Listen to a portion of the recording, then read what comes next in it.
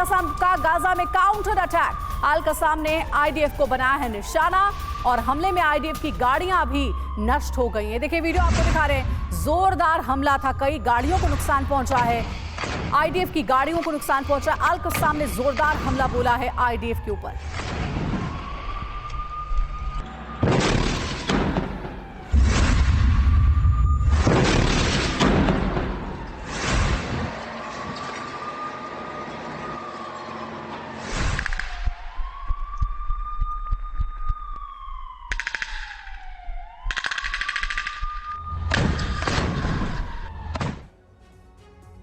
तो देखिए 14 दिन का टारगेट रखा है इजराइल ने। 14 दिन के अंदर अंदर हमास को पूरी तरह से खत्म करने की अब की जा रही है बात। यह बहुत बड़ा दावा सामने आया है जिसमें 14 दिन की मियाद का जिक्र किया गया है। इस दावे के क्या है मायने, कौन कर रहा है इजराइल की तरफ से यह दावा, ये जल्दी से आपको बता देते हैं। दरअसल एली कोहेन का ये दावा सामने आया है। वो कहते हैं कि इजराइल के पास 14 दिन का वक्त बचा है, युद्ध जल्द खत्म करना अब जरूरी है। अंतर्राष्ट्रीय दबाव बहुत ज्यादा बढ़ता जा रहा है, अभी बातचीत जारी है, 2-3 हफ्ते में दबाव और ज्यादा बढ़ेगा, इसका जिक्र किया गया है। जी हाँ, एली कोहेन का यह दावा है जिससे जुड़ी जानकारी आपको दे रहे हैं। आगे वो कहते हैं कि बंधकों की रिहाई पर दुनिया इजराइल के साथ है, बंधकों की रिहाई तक युद्ध नहीं रुकेगा। कुछ सवाल भी उठ रहे हैं जिसमें एक बड़ा सवाल ये, क्या अब इजराइल और विनाशक हमले करने वाला है और क्या जंग में अब खतरनाक हथियारों का इस्तेमाल होगा।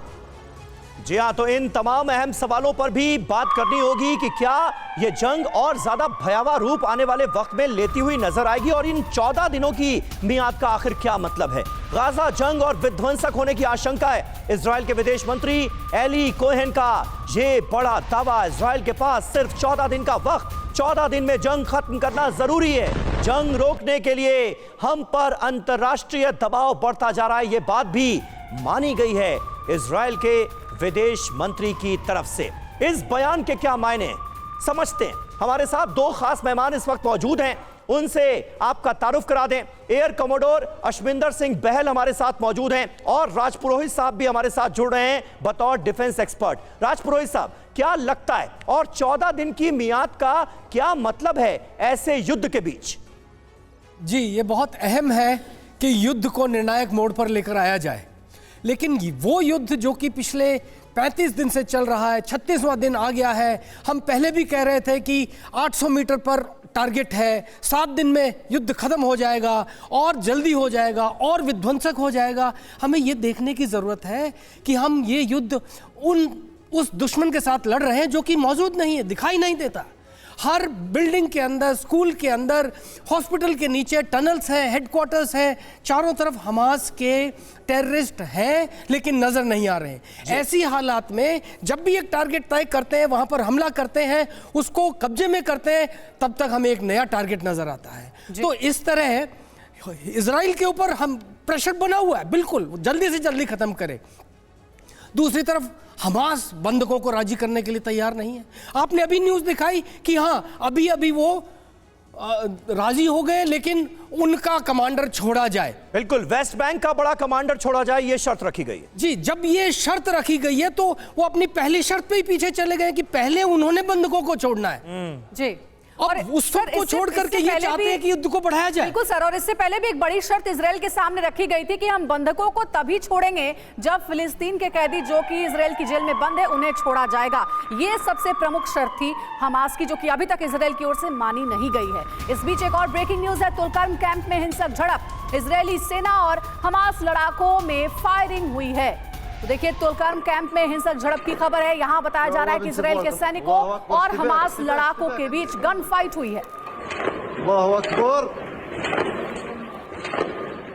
और इस बीच नॉर्थ गाजा से एक बड़ी खबर है। उत्तरी गाजा में आमने सामने की जंग चल रही है। आईडीएफ के जवानों पर हमास ने बोला है हमला। इजरायली सैन्य वाहनों को इस ताजा हमले में बनाया गया निशाना। ये देखिए वीडियो आपके सामने है। आईडीएफ के कई जवान मार गिराए गए हैं, ये दावा किया गया है हमास की तरफ से। आईडीएफ के कई जवानों के मारे जाने का दावा किया जा रहा है। ये उस हमले की तस्वीरें आपको दिखा रहे हैं। इजरायली सैन्य वाहनों को निशाना बनाकर हमास के लड़ाकों ने ये बड़ा हमला किया है।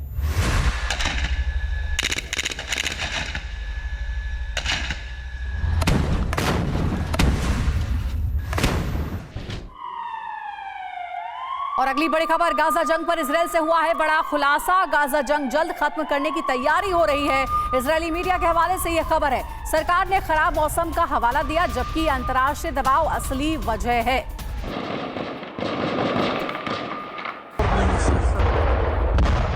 तो जल्द खत्म होगा युद्ध, इसे लेकर एक बड़ा खुलासा अब हम आपके सामने रखने जा रहे हैं और इसके पीछे किस तरह के तर्क दिए जा रहे हैं और इसकी असली वजह क्या है, यह भी हम समझने की करेंगे कोशिश। इजराइल का तर्क देखिए क्या है। खराब मौसम में जंग मुश्किल है, ये साफ तौर पर बताया गया है। सर्दियों में हमलों में दिक्कत होगी और इसकी असली वजह क्या है? इंटरनेशनल प्रेशर इजराइल के ऊपर बहुत बढ़ता हुआ नजर आ रहा है और वो इसकी असली वजह माना जा रहा है। जी हां, असली वजह का जिक्र समीर ने किया और कुल मिलाकर इजराइल के ऊपर इस वक्त अंतर्राष्ट्रीय दबाव है, ये सभी जानते हैं। खुद इजराइल ने भी माना है इस बात को। कुछ सवाल भी उठ रहे हैं। पहला सवाल ये, क्या सबसे आधुनिक सेना सर्दियों में जंग नहीं लड़ सकती है? दूसरा ये, क्या अंतर्राष्ट्रीय दबाव की वजह से जंग जल्द खत्म हो जाएगी?